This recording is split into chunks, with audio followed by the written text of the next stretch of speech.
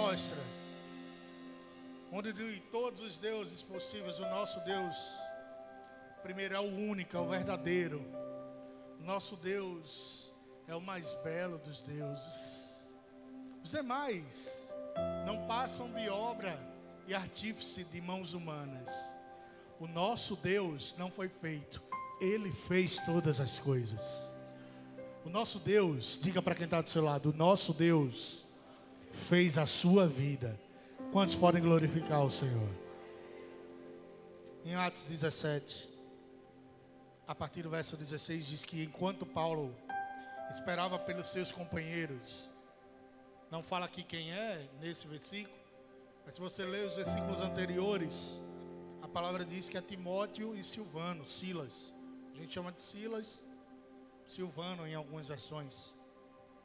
Enquanto Paulo esperava por eles, ficou profundamente indignado ao perceber que a cidade de Atenas tinha ídolos por toda parte.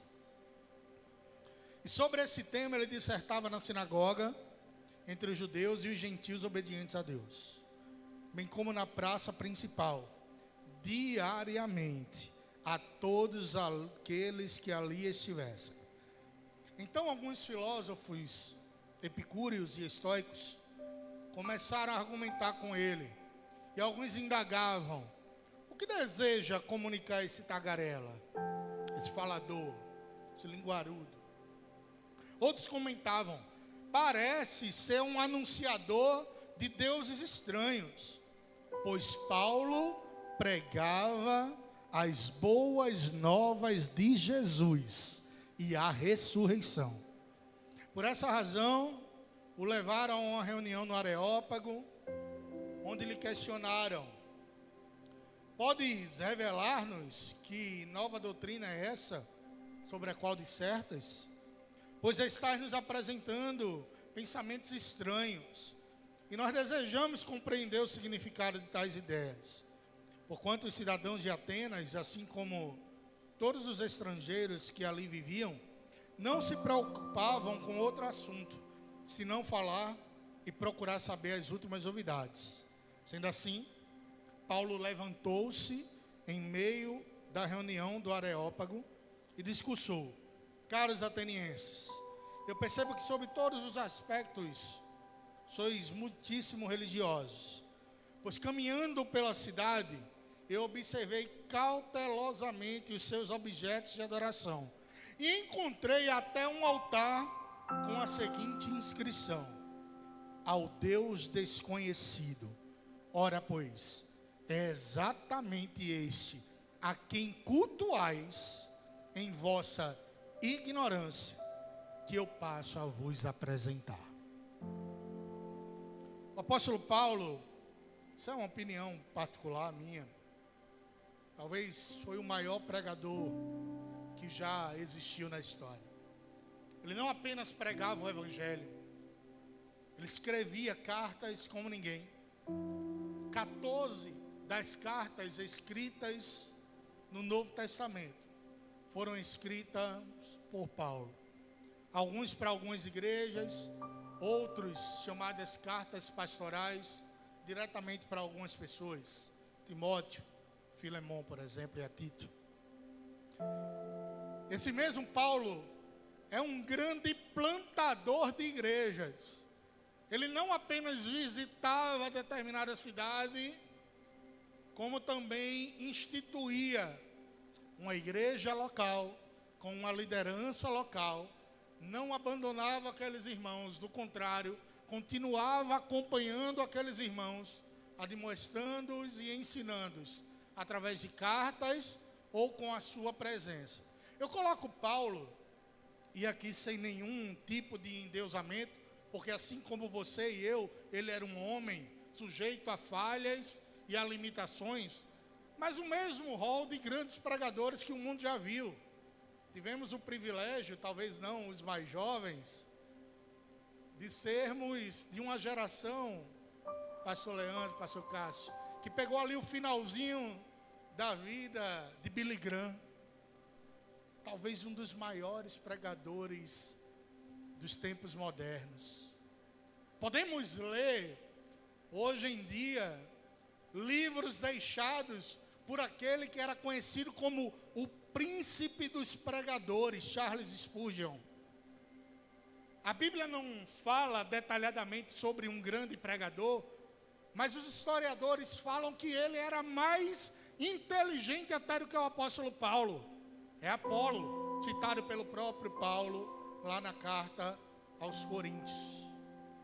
E hoje, nesse lugar, sobre essa igreja, eu vejo homens e mulheres de Deus, que não são iguais a Paulo, a Spurgeon ou a Billy Graham, mas que têm sobre a sua vida o mesmo Espírito Santo de Deus.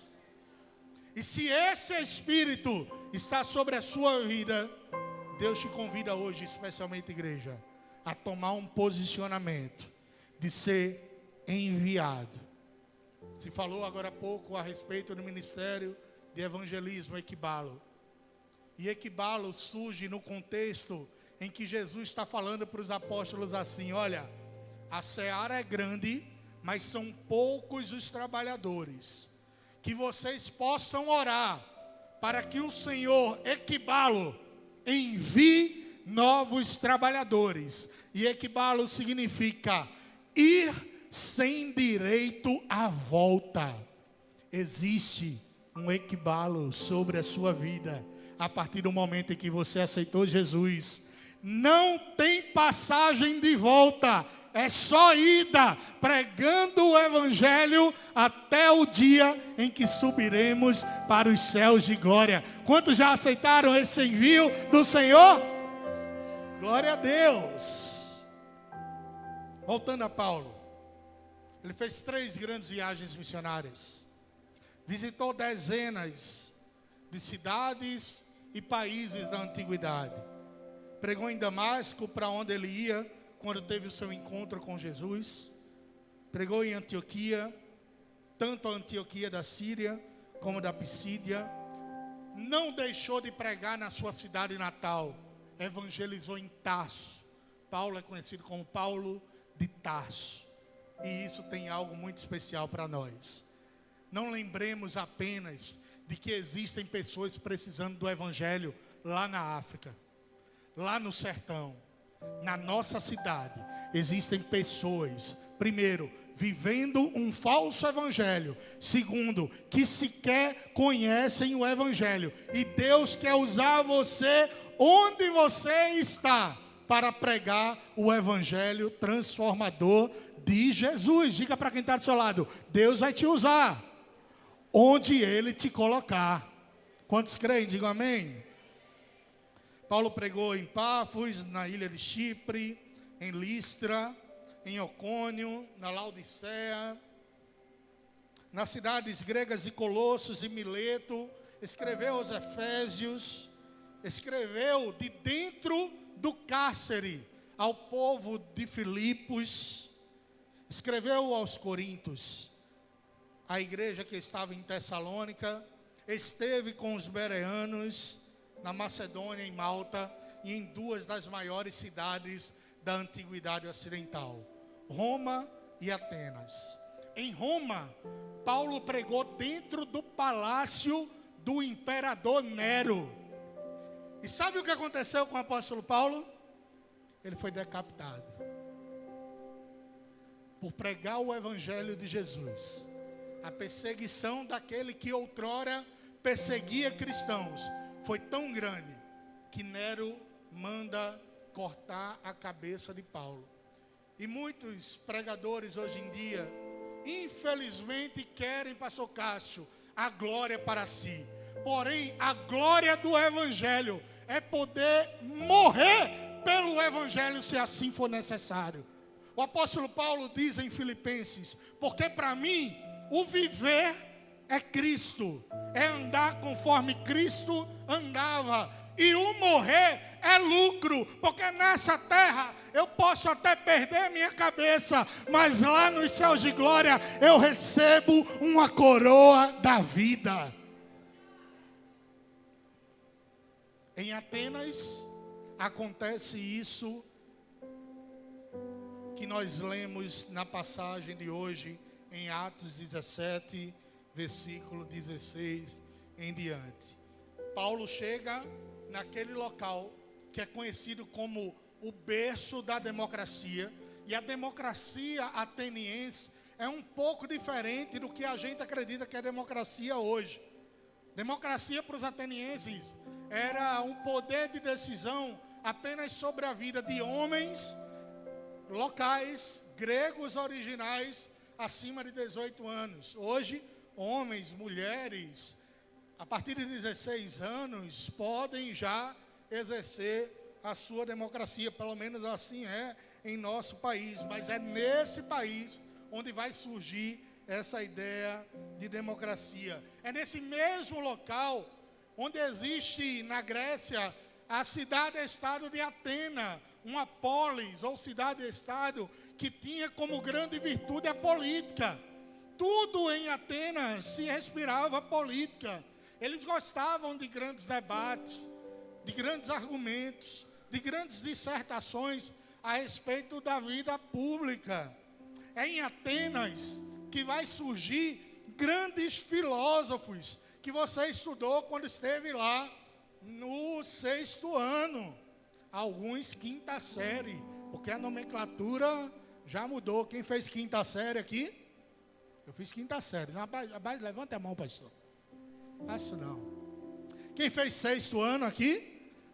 Que é isso, meu irmão? Meu Deus, o negócio está feio. O senhor fez o ginásio. Agora já é fundamental, anos finais, olha aí. Não é mais ginásio. Lembra do ginásio? Lembra não? Você aprendeu lá sobre Sócrates. Só sei que nada sei. Não foi isso? Você aprendeu sobre Platão, escrevendo a República. Você aprendeu sobre o nosso amigo Ari. Quem é Ari? Aristóteles, olha aí, tá vendo? Eu chamava carinhosamente de Ari. Você aprendeu sobre outros filósofos, Anaximandro, Anaximenes, ouviram falar desses? Outros e outros filósofos da Grécia Antiga. Veja, a Grécia, voltada à democracia, voltada à política, voltada à filosofia, e que tinha um panteão, ou seja, um grande número de deuses para explicar o porquê das coisas. Em outra oportunidade, eu já falei aqui, mais especificamente sobre os deuses egípcios, hoje um pouco sobre os deuses romanos, deuses gregos que vão influenciar os deuses romanos. Existia Zeus, o deus do Olimpo, existia Hera, a esposa de Zeus, existia Apolo, deus da guerra e deus do sol, existia Hermes que voava, existia Hades, o deus do mundo inferior. E Paulo, quando chega na cidade de Atenas, no versículo de número 16, a palavra de Deus diz que enquanto ele esperava por Timóteo e por Silas, seus companheiros em Atenas, ele ficou profundamente indignado ao perceber que a cidade tinha ídolos por toda parte. O tema da mensagem de hoje é transformando a ignorância em sabedoria. Aqueles homens que criaram a democracia, aqueles homens que respiravam política, aqueles homens que tinham um panteão enorme de deuses para explicar o porquê das coisas, aqueles homens que desenvolveram a filosofia, Paulo percebeu que apesar de tanto conhecimento humano, eles não passavam de ignorantes, e ficou profundamente indignado com aquilo. Deixa eu falar uma coisa para você. Eu já disse para você que o mesmo Espírito que está sobre a vida de Spurgeon, de Paulo, de Billy Graham, está sobre nós, amém? Mas seja por qualquer que seja o motivo, pregue o Evangelho de Jesus Cristo. O motivo que levou Paulo a pregar aos atenienses foi indignação. Um povo idólatra, um povo distante do verdadeiro Deus. Aos filipenses, o motivo que o fez pregar foi a alegria. Alegrai-vos o Senhor. Outra vez eu vos digo, alegrai-vos.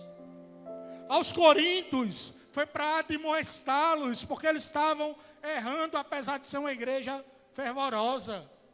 Aos bereanos, Paulo ficou feliz por pregar uma igreja que acompanhava a Bíblia, enquanto o pregador pregava, para conferir se de fato ele estava pregando a verdade. Mas sobre os atenienses, ele se indignou. E a condição pecaminosa em que o homem se encontra, Paulo, precisa ser motivo de indignação para cada um de nós. A gente não pode olhar para esse mundo com o povo se acabando no forró, no Paulistar, no Olimstar, no Jaboatão está, no que quer que seja está, e não se indignar com aquelas pessoas se perdendo. Essa igreja tem se levantado, e eu creio que através do ministério de evangelismo se levantarão outros homens e mulheres. Diga para quem está do seu lado, receba isso. Indignados com a condição pecaminosa do homem, que não aceitam ver homens e mulheres lá fora adorando pessoas, adorando coisas e distantes do Senhor. O mesmo Espírito está sobre nós para pregar, mas a motivação, seja ela qual for, precisa queimar no teu coração. Você precisa se indignar se na tua escola os jovens cometem bullying. Eles precisam conhecer Jesus. Você precisa se indignar se na tua faculdade os jovens estão fumando maconha e cheirando pó. Eles precisam conhecer Jesus. E sabe quem vai apresentar Jesus a ele? Diga para quem está do seu lado, é você. Quantos vão apresentar Jesus? Eu creio que cada um de nós. Paulo havia sido escorraçado de Bereia. A mesma Bereia que acompanhava Paulo pregando e lendo os pergaminhos. Chegam os tessalônicos lá, agitam o povo e Paulo precisa correr. Chega em Atena. Quando chega em Atena, ele percebe que aquele povo é extremamente religioso, idólatra, com vários templos construídos. E esse sentimento move o apóstolo Paulo para que outras pessoas possam conhecer Jesus. Eu preciso lembrar para você de uma coisa. O próprio Jesus se indignou com Paulo. Paulo, ou Saulo, por que me persegues? Saulo tinha cartas, e a palavra diz que ele transpirava morte. Cartas autorizando entrar nas igrejas, prender os cristãos, e se preciso fosse, matar os cristãos. Jesus aparece diante do apóstolo Paulo. Saulo, por que me persegues? Até hoje você me perseguiu. A partir de hoje, de perseguidor da igreja, você passará a ser perseguido por amor do meu nome. Que transformação, meu irmão. Um homem que tinha todo o poder em sua mão para mandar prender, para mandar matar, agora escreve de dentro de um cárcere. Você já pensou? Você dentro do Aníbal Bruno, ou da colônia penal feminina, Bom Pastor, preso porque pregou Jesus e dizendo assim, ó, alegrai-vos. Eu não consigo me imaginar fazendo isso. Eu consigo me imaginar em posição fetal, no canto da parede, chorando e dizendo, por que é que o Senhor permitiu isso? Paulo no cárcere, 2000 anos atrás, comendo lavagem, cheio de chicote nas costas e dizendo, alegrai-vos o Senhor. Vocês entenderam não? Outra vez eu vos digo, alegrai-vos no Senhor. Nesse versículo 16, Deus está tocando em cada um dos nossos corações, para que haja um posicionamento. Mas eu não sei pregar o evangelho. Moisés também não sabia falar. Você não acredita que Deus te capacita, não? Deus te prepara, te capacita e te leva para lugares que ninguém imagina para pregar o Evangelho, a começar de dentro da sua casa. Deixa eu falar uma curiosidade para os irmãos aqui. Você sabe proporcionalmente qual é o continente menos evangelizado do mundo? Europa. Entrou uma onda de islamismo na Europa que está varrendo aquele lugar. Entrou uma onda de ateísmo na Europa que está varrendo aquele lugar. E eu não vou falar brincando não, viu? Receba se você quiser. Eu creio em homens e mulheres levantados nessa igreja, indo à Europa pregar o verdadeiro Evangelho. Eu creio em homens e mulheres sendo levantados na África para pregar o Evangelho. Diga amém. Sendo levantados no sertão do Araripe, mas sendo levantados também em Maranguapium, também na Vila Torres Galvão, também em Atulundre, também em Jardim Paulista. Vai na praça de Jardim Paulista de noite para você chorar, meu irmão. É jovem consumindo droga até umas horas. A igreja precisa se indignar. O povo está morrendo por falta de conhecimento e hoje ele confirma no teu coração e usa a tua vida para pregar o Evangelho. No versículo 17, diz que sobre esse tema, idolatria, ele dissertava. Onde? Na sinagoga. Entre os judeus e os gentios obedientes a Deus. Mas ele não ficava só dentro da igreja.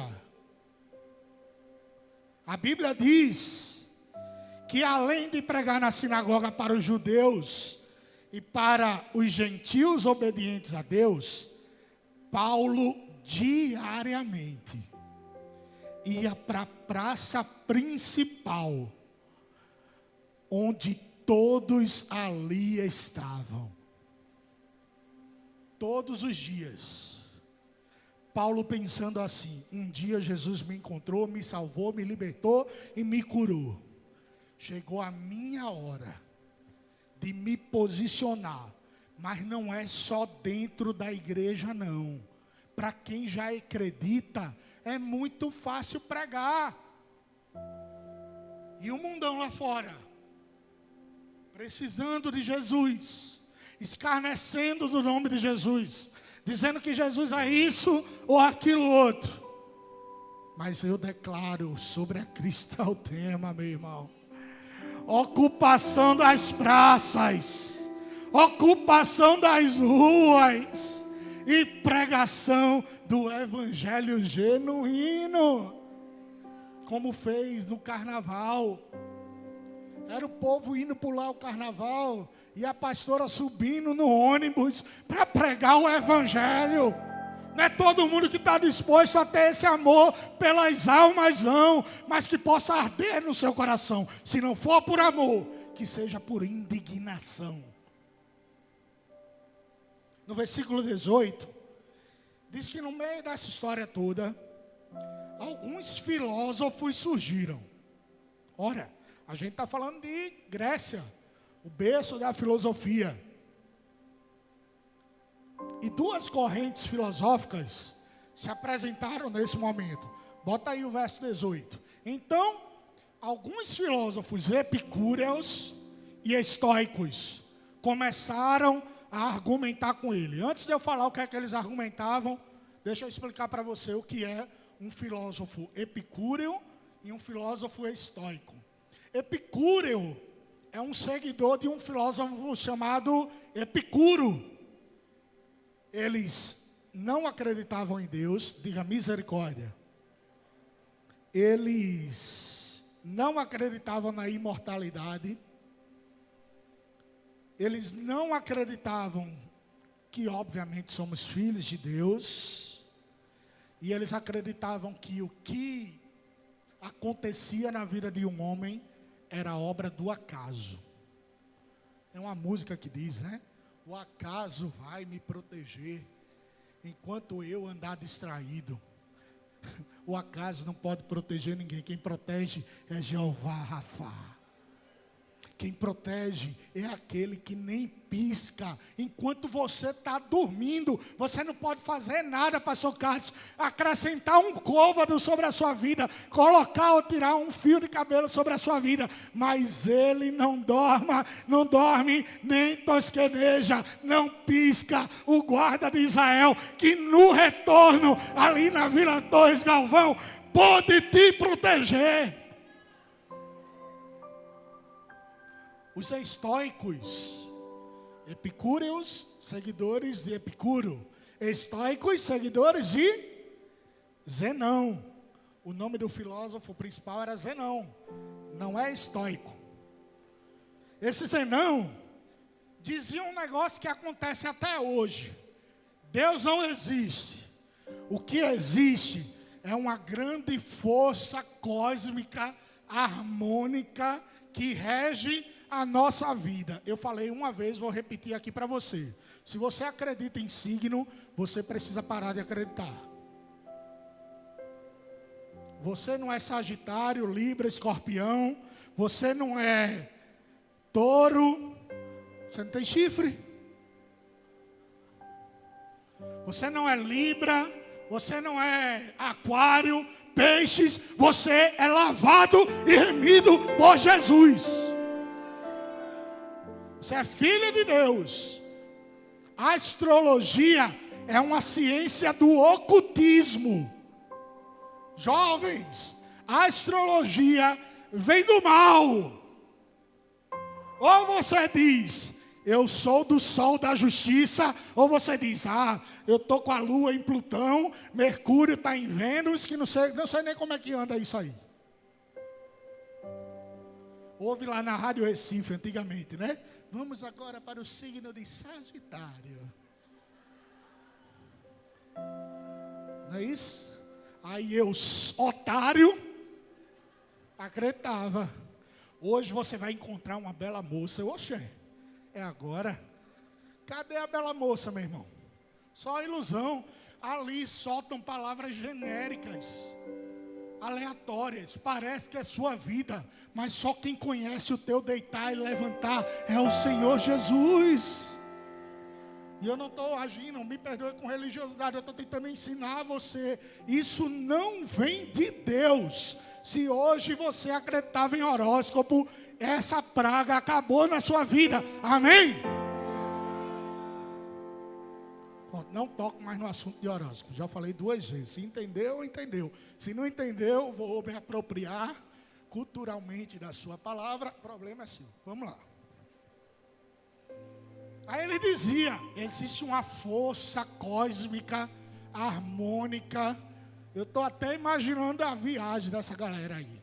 Já fiz o A1 aqui, não foi? A1, A2. Aí Paulo ouve esses homens e mulheres falando e dizendo que acreditavam no acaso ou numa grande força cósmica. Se indigna com isso. E olha como esses sujeitos são afoitos. O que é que esse tagarela está falando aí? Parece ser um anunciador de deuses estranhos. Não sabiam eles que o que Paulo estava pregando eram as boas novas de Jesus. Sabe o que é boa nova? É evangelho. Sabe o que Paulo estava pregando? Que Jesus cura, que Jesus salva, que Jesus liberta, que Jesus nasceu de uma virgem, que Jesus padeceu sob Pilatos, que Jesus de fato morreu, mas ao 3º dia Ele ressuscitou. Para aqueles homens, esse Deus era estranho, mas para mim e para você, Ele é o nosso Pai. Diga para quem está do seu lado, você tem intimidade com Deus que não é estranho, Diga assim: Ele é teu Pai. Você pode glorificar o Senhor? Diante de qualquer descrédito, diante de alguém argumentando sobre acaso, diante de alguém argumentando sobre astrologia, pregue as boas novas de Jesus. Esses homens, os estoicos, os epicúreos, não acreditavam na ressurreição dos mortos. Eles diziam que quando morria, acabou-se. Sabe o que Jesus disse para mim e para você? Eu sou a ressurreição e a vida. Se você crê em mim, ainda que esteja morto, viverá. Se o seu sonho está morto, ele viverá. Se sua história está morta, ela viverá. Se você está distante, você tornará a ter vida e vida em abundância em Jesus. Aí o que é que eles fazem? Eita, esse camarada prega forte. Ele prega sobre um Deus chamado Evangelho, boas novas, boas notícias, e que esse cara morreu e ressuscitou. Vamos levar ele para um lugar mais reservado? Versículo de número 19. Por essa razão, levaram para uma reunião no Areópago. Paulo estava na praça, na Ágora, o nome era Ágora, e foi levado para o Areópago. É um lugar mais alto, um lugar mais reservado, onde somente os aristocratas, os mais ricos e influentes podiam entrar. Mais ou menos eles estavam dizendo assim: rapaz, a verdade que esse cara está pregando é perigosa. Vamos levar ele para um lugar reservado? Porque se for verdade mesmo, essa verdade vai ficar só para a gente. Mas e se essa verdade começar a libertar o povo aqui? A gente vai ter uma revolução dentro de Atenas. Levaram ele, no versículo 19, para o Areópago.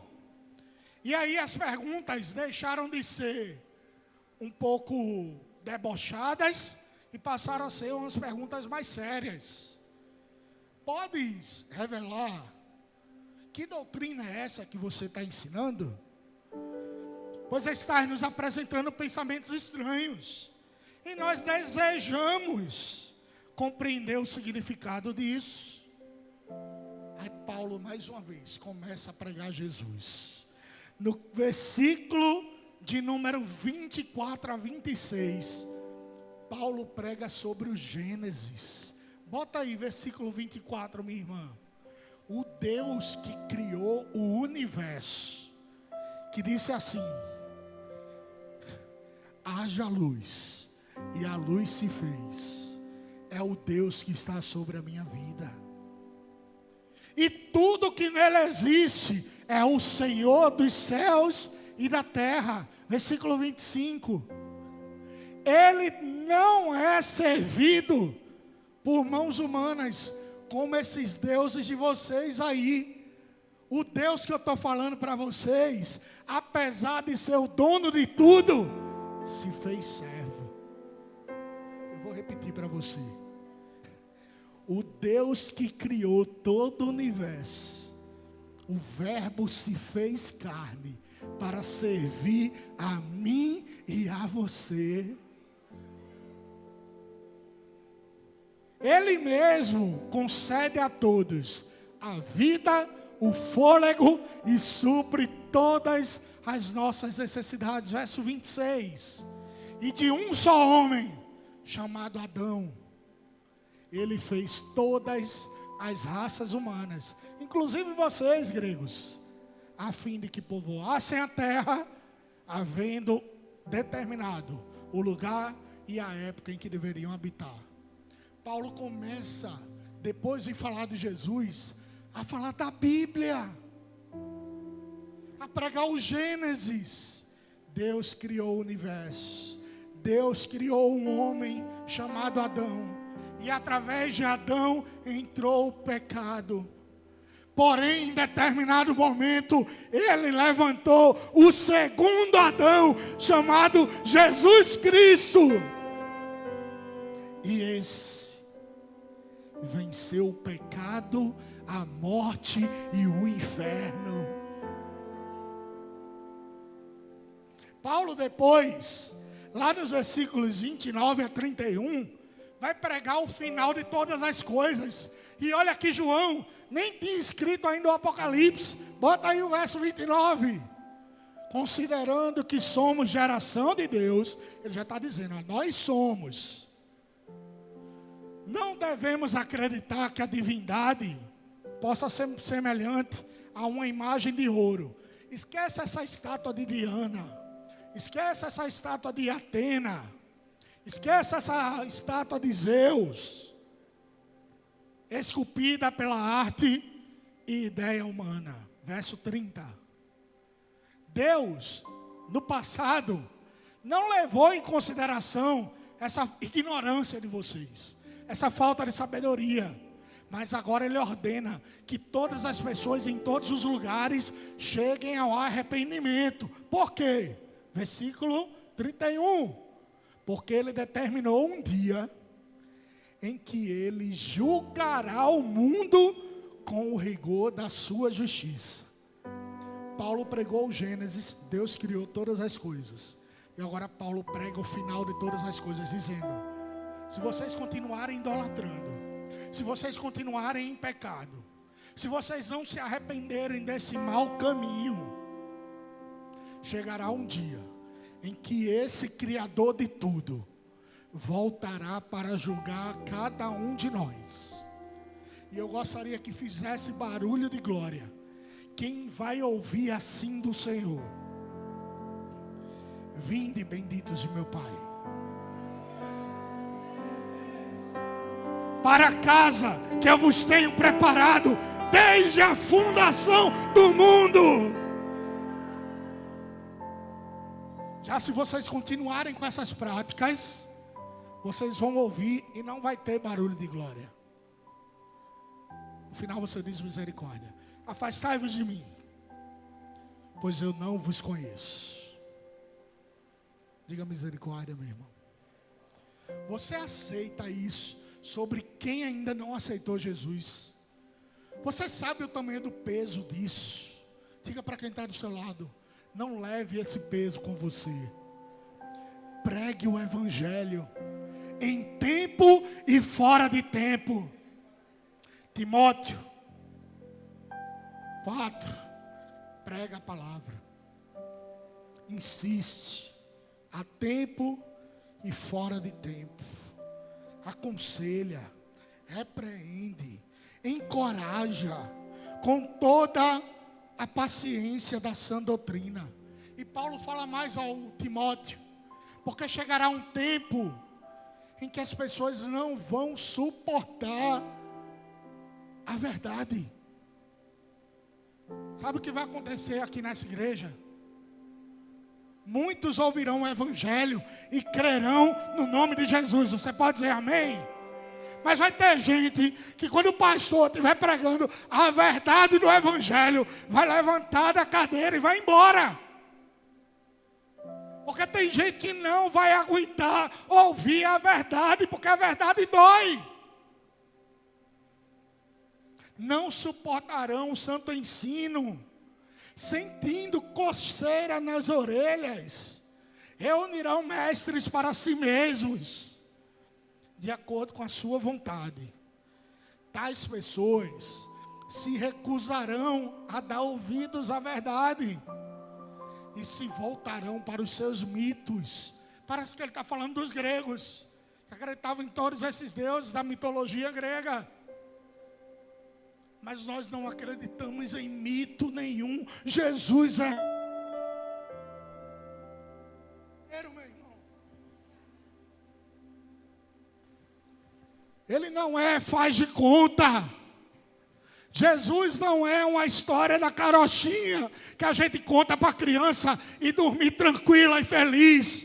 Jesus é de verdade. Ele me curou. pôs a mão sobre a vida do pastor Cássio e não permitiu que ele morresse. Ele tem sustentado a sua mãe, pastora Lidiane, até hoje. Ele curou a sua vida, pastora Cleo. Ele curou a sua vida, Eduardo. A gente não acredita no acaso, não.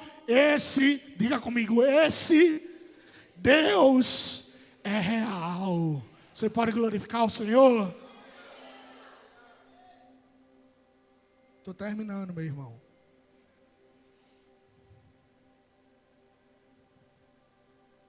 E agora, o desafio, a voz já está indo embora também, é só o microfone, para cada um de nós, igreja do Senhor, é se levantar sobre a vida daqueles que acham que conhecem Jesus.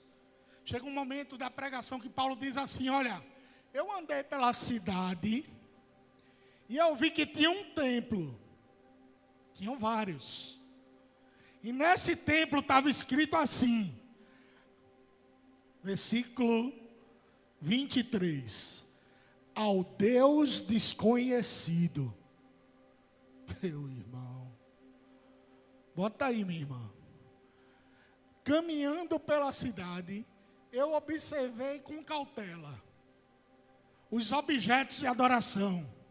E tinha um altar que dizia, ao Deus desconhecido. Ora, pois é esse Deus que vocês acham que cultuam, que vocês acham que conhecem, que não tem nem nome, feito Zeus, feito Apolo, feito Hera, feito Atena. É este a quem cultuais em vossa ignorância, que eu passo a vos apresentar. Os caras eram tão idólatras, que eles já adoravam a Deus sem nem saber. E Paulo está dizendo, esse Deus desconhecido, esse é o Deus que vocês já adoram. Mas agora, ele não vai ser mais desconhecido para vocês. Ele vai se revelar. Aí ele começa a pregar. Ele foi o criador de tudo. Ele foi quem criou o homem. Mas chegará um dia em que ele voltará, diga glória a Deus, e julgará todas as nações. Sabe o que acontece, para terminar, nos versículos finais? Versículo 32. Depois que Paulo terminou de pregar, alguns deles ouviram falar sobre a ressurreição dos mortos e começaram a zombar. Outros falavam, sobre isso aí, Paulo, eu vou dar ouvidos em outro momento. Pode ser que eu acredite, pode ser que eu não acredite. Eu até estou inclinado a ouvir mais, mas agora mais não. E tem assim de gente na igreja, ouvindo o evangelho que foi pregado no primeiro culto, o evangelho sendo pregado no segundo culto, e ao invés de acreditar que Deus se revela, tem dito assim, Deus não existe, meu irmão. Deus não existe. O acaso vai me proteger. As forças harmônicas cósmicas vão me guiar. Serena, da novela. Eu vou passar Paulo. Eu vou chegar lá.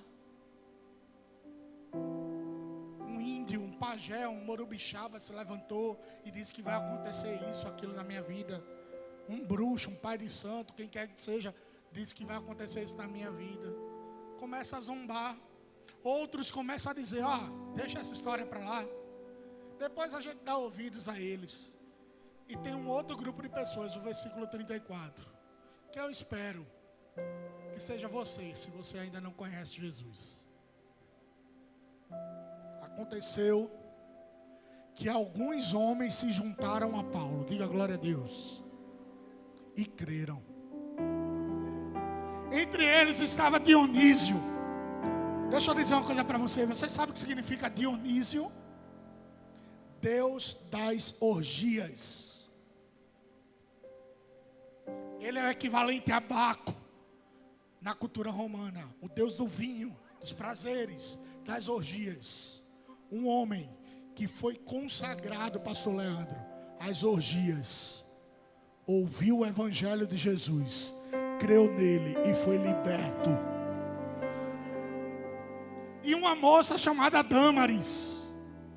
E com eles, algumas outras pessoas. Igreja, Jesus me chamou e chamou a sua vida para pregar o evangelho. Ide por todo o mundo, pregando o evangelho a toda criatura, batizando-os em nome do Pai, do Filho e do Espírito Santo, e ensinando-os na sã doutrina. Existem obras. Jesus fez a maior obra na cruz, mas existem obras que nós vamos fazer como embaixadores de Jesus. Você sabia que os gregos foram falar com Jesus e Jesus não quis falar com eles? Lá em João, no capítulo de número 12, fala essa história. Alguns gregos se apresentaram para falar com Jesus e Jesus não fala com eles. Jesus reservou para o apóstolo Paulo falar. Sabe o que Jesus está dizendo? Que se vocês crerem, farão obras igual ou maior que a dele. Está na Bíblia. Se crerem, farão obras iguais ou maiores. Jamais você vai morrer na cruz. Só Ele é quem poderia nos salvar. Mas Ele alcançou Paulo, os gregos que Jesus não alcançou, porque se submeteu a pregar o evangelho da verdade. E você, se hoje se encontra na condição de que ouviu que existe um Deus, você conhece esse Deus apenas de ouvir falar, parece até que você cultua Ele, mas você não cultua de verdade, porque se não conhece de verdade, não sabe o que é adoração de verdade. Deixou essa palavra entrar no seu coração. Você hoje tem 3 opções. Você vai zombar da palavra de Deus. Você vai deixar Jesus para depois. Aí eu vou fazer uma pergunta para você, né, pastora Cláudia? E se não tiver depois? E se quando sair a gente morrer? Tu tem controle sobre isso? Não tem. Eu não tenho. Ou vai fazer como alguém que foi consagrado ao diabo e dizer: essa palavra penetrou no meu coração, eu não vou deixar essa oportunidade passar. Eu fui consagrado pelos meus pais ao inimigo, mas se levantou um pregador do evangelho chamado Paulo, falou da verdade que liberta, e hoje eu não sou mais Dionísio, filho das orgias. Eu sou filho do Deus vivo. Fica de pé. Só quem é filho do Deus vivo.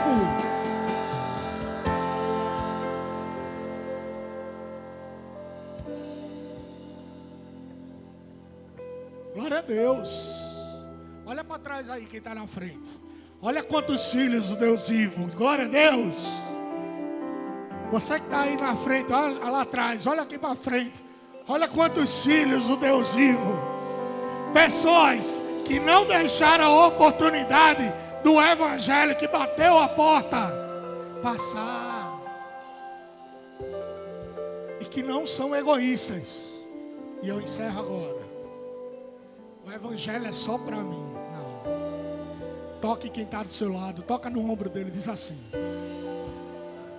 o evangelho não é só para você. Os céus são grandes demais para você.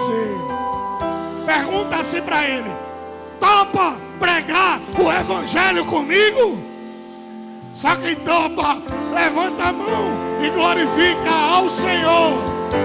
Pregue o evangelho, meu irmão.